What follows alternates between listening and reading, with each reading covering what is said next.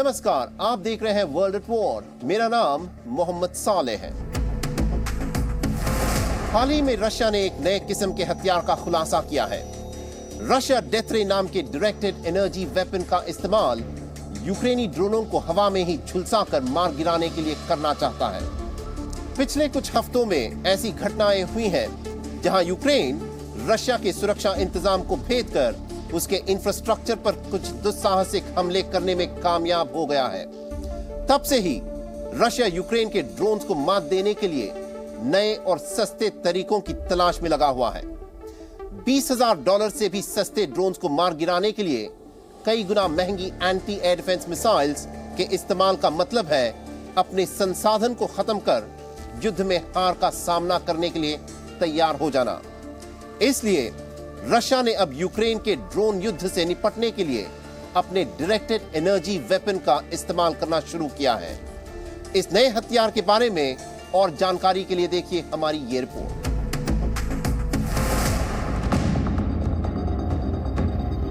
Ukraine और रूस के युद्ध के केंद्र में इलेक्ट्रॉनिक युद्ध है।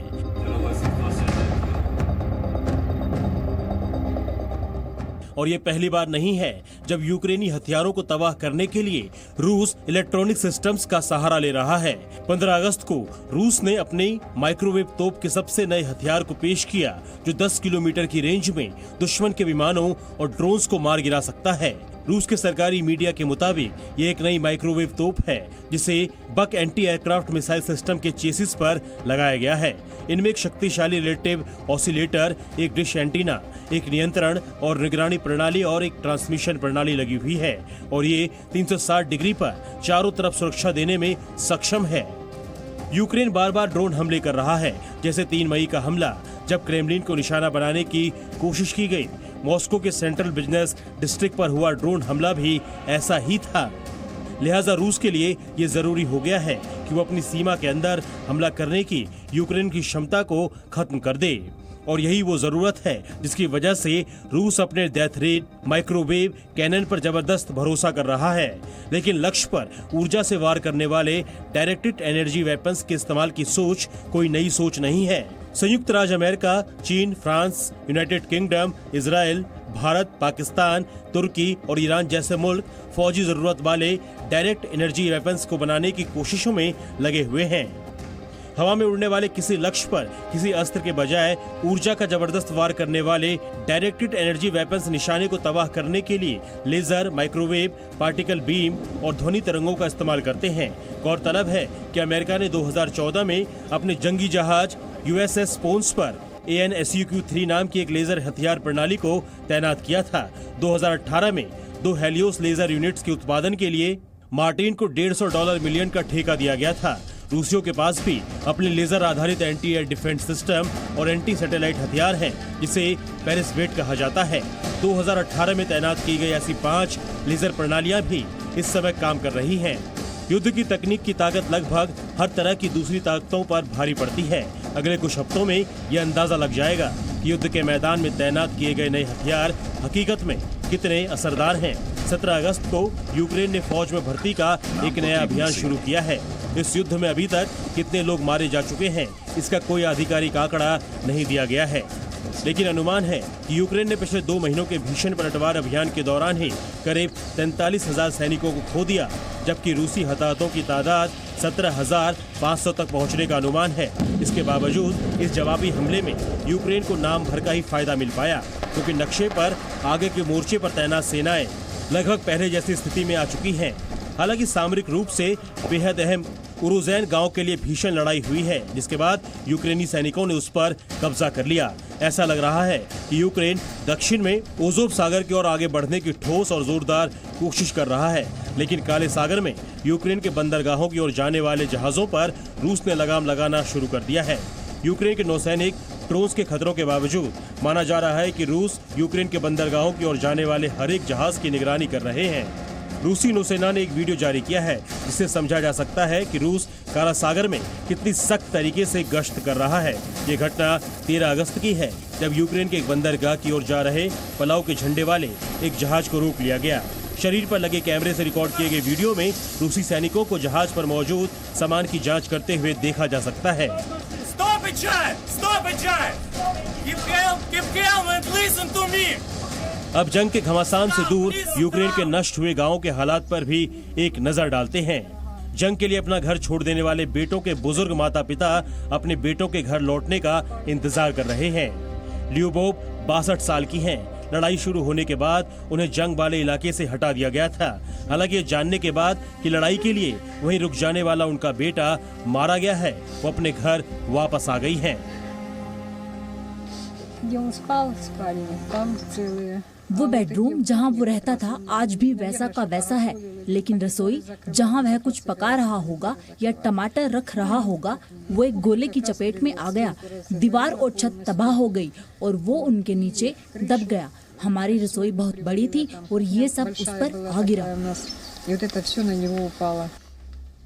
चाहे जितना लंबा वक्त क्यों ना बीत जाए, ये लड़ाई एक ना एक दिन खत्म जरूर हो जाएगी, लेकिन सवाल है कि ये कब होगा। हम ये कैसे जान पाएंगे? राजनीतिक नेताओं ने अब तक की बातचीत करने और लड़ाई खत्म करने के मामले में बहुत कम राजनीतिक इच्छा शक्ति दिखाई है, लेकिन उनके लिए जो हिंसा के इस बेरहम भंवर में फंस गए हैं, उन्हें उम्मीद है कि एक दिन ये लड़ाई खत्म जरूर होगी।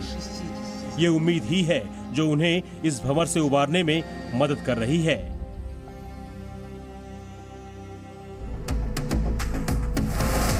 मुस्लिम बहुल पाकिस्तान में ईश निंदा बहुत ही संवेदनशील मुद्दा है।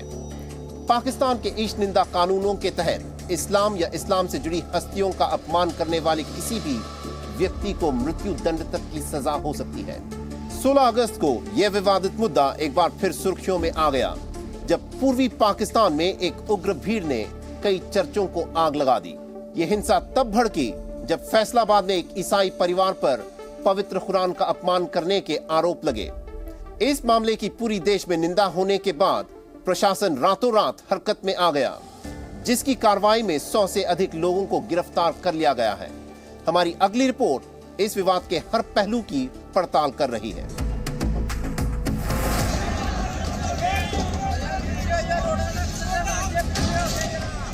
सैकड़ों लोगों की एक उग्र भीड़ ने गिरजाघरों और अल्पसंख्यक ईसाइयों के घरों में तोड़फोड़ और आगजनी की। जो मेरे नबी की शान में, जो मेरे कुरान की शान में गुस्ताखी करेगा। बुधवार को यह हमला औद्योगिक जिले फैसलाबाद के पूर्वी शहर जरावाला में हुआ। इस हमले में कम से कम एक चर्च को जला दिया गया और 4 में तोड़फोड़ की गई। इसके अलावा 2 दर्जन घरों को आग लगा दी गई या उन्हें क्षतिग्रस्त कर दिया गया। एक ईसाई कब्रिस्तान और एक स्थानीय सरकारी कार्यालय को भी भीड़ के गुस्से का शिकार बनना पड़ा।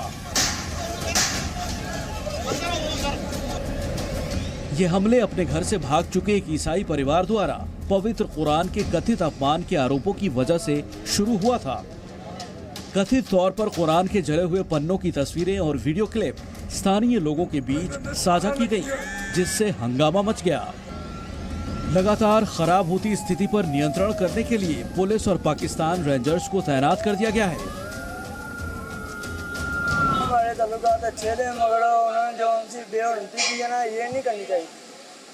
इस वजह से हमारे मामला बहुत ज़्यादा बिगड़ गए हैं और रेंजर आई हुई है, पुलिस आई हुई है, उनकी वजह से बहुत हंगामे हुए हैं और इधर लड़ाई झगड़े, इधर आग लगाई हुई है।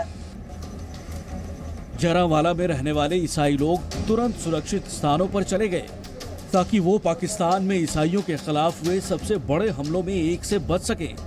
वो अपने नुकसान का मुआयना करने के लिए अगले दिन एक एक करके अपने घरों को लौट आए। एक स्थानीय पादरी का अनुमान है कि जरावाला के 17 चर्चों में से ज्यादातर इस हमले का शिकार बने हैं। पाकिस्तान की ईसाइयों की आबादी लगभग 2% है। ये लोग पाकिस्तान के समाज में सबसे निचले पायदान पर हैं और अक्सर ही उन्हें ईशनिंदा के झूठे और बेबुनियाद आरोपों का निशाना बनाया जाता है। पाकिस्तान के मानवाधिकार आयोग की दलील है कि ईशनिंदा कानून को हथियार की तरह इस्तेमाल किया जाता है ताकि धार्मिक अल्पसंख्यकों को निशाना बनाया जा सके और उनसे निजी हिसाब चुकता किया जा सके। ये हमारे घरों का हाल देखें, ये हमारे चर्चों का हाल देखें, हमारी बस्ती का हाल देखें। चलो अगर उन्होंने गलती की है तो उन्हें पकड़े, हमारा कसूर क्या है? हमारे घरों को जलाया गया है, हमें इंसाफ चाहिए। हमारे चर्चों को जलाया गया है, उन्होंने एक गलती की है, हमारे सारे चर्च जला दिए गए हैं जितने भी जड़ावाला में हैं। हमारी बस्तियों में घर जितने भी, ये गरीब लोग क्या करें अब, ये कहाँ पे रहें, कहाँ पे बैठे हैं। जो जितने भी घरों में सामान था सब कुछ जला दिया है। आज की प्रेस कॉन्फ्रेंस के वसीले से इस हिंसा की पूरे देश में निंदा हो रही है। कार्यवाहक प्रधानमंत्री अनवरुल हक कक्कड़ ने दंगाइयों की गिरफ्तारी के आदेश जारी किए हैं। हालात पर काबू पाने के लिए रातों रात 129 लोगों को गिरफ्तार कर लिया गया। हिंसा को रोकने के लिए स्कूलों और दफ्तरों को बंद कर दिया गया और एक हफ्ते तक रैलियों पर भी प्रतिबंध लगा दिया गया है। मुस्लिम मौलवियों का एक प्रतिनिधिमंडल भी जरावाला पहुंचा और लोगों से शांति की अपील की। अब ये तय करने की जिम्मेदारी पाकिस्तान पर है कि उसके यहाँ अल्पसंख्यक सुरक्षित महसूस कर सके और धार्मिक चरमपंथ पर लगाम लग सके।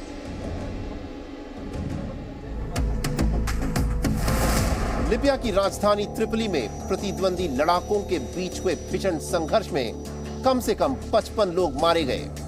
14 अगस्त की रात और फिर अगले दिन भी हुई इन झड़पों में करीब 150 और लोग भी घायल हो चुके हैं। बंदूकों और दूसरे हथियारों के साथ हुई इस हिंसक झड़प की वजह से शहर के मुख्य हवाई अड्डे को बंद करना पड़ा।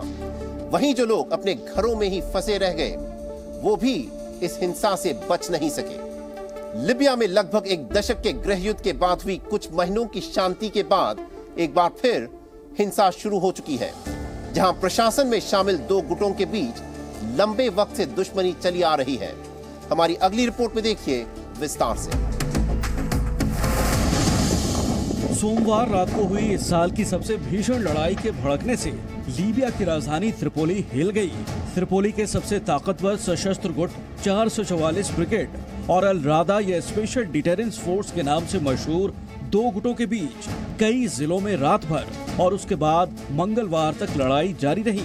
मंगलवार की सुबह शहर के कुछ हिस्सों में गहरा धुआं उठता हुआ देखा गया और सड़कों पर भारी तोपखाने की आवाजें भी गूंज रही थी। शहर के दक्षिणी उपनगर में जंग वाले इलाके में फंसे सैकड़ों परिवारों को और वहां पर फंसे डॉक्टरों और पैरामेडिक्स के अलावा जो लोग भी ड्यूटी के दौरान वहां थे उन्हें वहां से सुरक्षित निकाला गया। मंगलवार को जब लड़ाई चल रही थी तब लीबिया के स्वास्थ्य मंत्रालय ने लड़ाई में उलझे गुटों से एम्बुलेंस, आपातकालीन सेवाओं और अस्पतालों तक खून पहुंचाने के लिए उन्हें जंग वाले इलाके से गुजरने देने की अपील की। ये झड़प तब शुरू हुई जब सोमवार को त्रिपोली के एक हवाई अड्डे पर 444 ब्रिगेड के प्रमुख कर्नल महमूद हमजा को प्रतिद्वंदी गुट अल रादा ने हिरासत में ले लिया। कहा जा रहा है कि कर्नल हमजा एक बार प्रतिद्वंदी गुट में भी एक अफसर के तौर पर काम कर चुके हैं। दक्षिण पूर्वी उपनगर में अल रादा गुट के गढ़ सोग अल जौमा की सोशल काउंसिल ने मंगलवार की देर रात को प्रधानमंत्री अब्दुल हामिद दबीबा के साथ एक समझौता हो जाने का ऐलान किया और उसने इस समझौते के तहत कर्नल हमजा को एक तटस्थ पार्टी को सौंपने की भी बात कही। टेलीविजन पर प्रसारित इस ऐलान के दौरान काउंसिल ने बताया कि कर्नल हमजा को सौंपे जाने के साथ ही लड़ाई वाले इलाकों में युद्ध विराम भी लागू हो जाएगा। लड़ाई खत्म होने के बाद मंगलवार देर रात को त्रिपोली की सड़कों पर शांति लौटती हुई दिखाई देने लगी। दिलचस्प बात यह है कि आपस में लड़ रहे 444 ब्रिगेड और अल रादा गुट दोनों ही दबीबा सरकार के साथ जुड़े हुए हैं।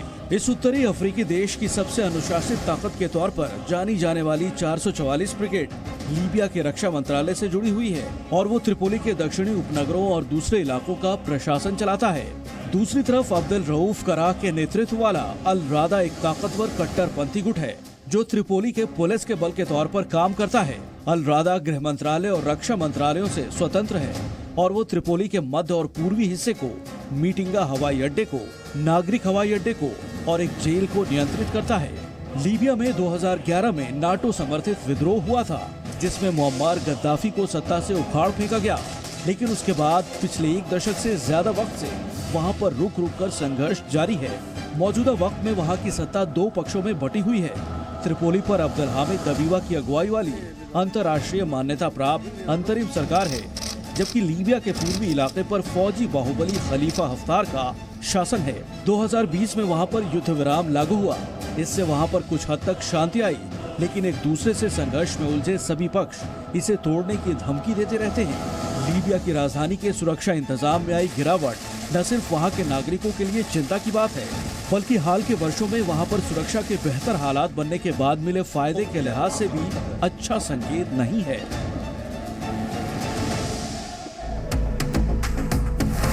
तो ये था हमारा आज का शो।